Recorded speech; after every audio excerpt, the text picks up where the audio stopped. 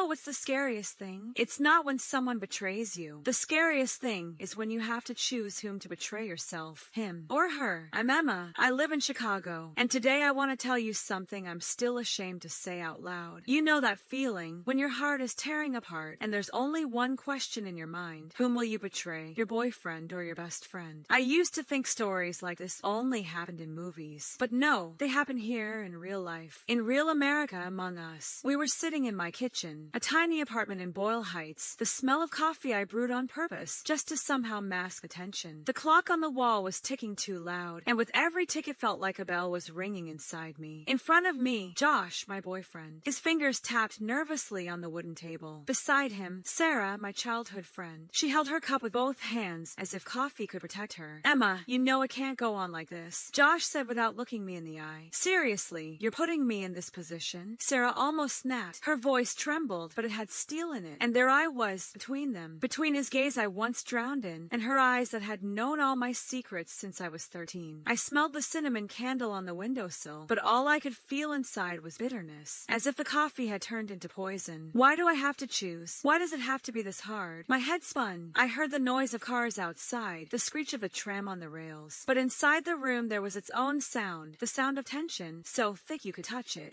Just tell me honestly, whose side are you on? Sarah asked. She was looking straight into my soul. You realize that if she stays in our lives, we won't have a future. Josh threw sharply. Do you know what's the cruelest thing? In that moment, I realized no matter whom I chose, I would lose a part of myself. I remembered how Sarah and I used to have sleepovers, how we passed notes to each other in school, how we laughed until our stomachs hurt, and alongside, memories with Josh, his embrace on the rooftop when the whole city sparkled with lights, his hand over mine, the promise that he'd always be there. And now this was a battle, but not their battle. It was a battle inside me. I lifted my eyes. I can't choose. Sarah gave a bitter smile. Then you've already chosen. And she stood up. I heard her chair scrape against the floor, heard her steps grow more distant until the door slammed shut. I closed my eyes, but my heart pounded so hard it felt like it would burst out of my chest. Josh reached out his hand, but I pushed it away. Are you happy now? I just want us. And I lost her. I shouted so loud the neighbors must have heard. It's been 2 years since then. I'm still with Josh. But you know what? Every time I walk past the cafe Sarah and I loved, I hear her laugh. It's like it's chasing me. And I ask myself, what if I made the wrong choice? I'm not telling you this to get forgiveness. No. I want you to understand, sometimes we don't betray people. We betray ourselves. So here's my question to you. If you had to choose between love and friendship, whom would you betray?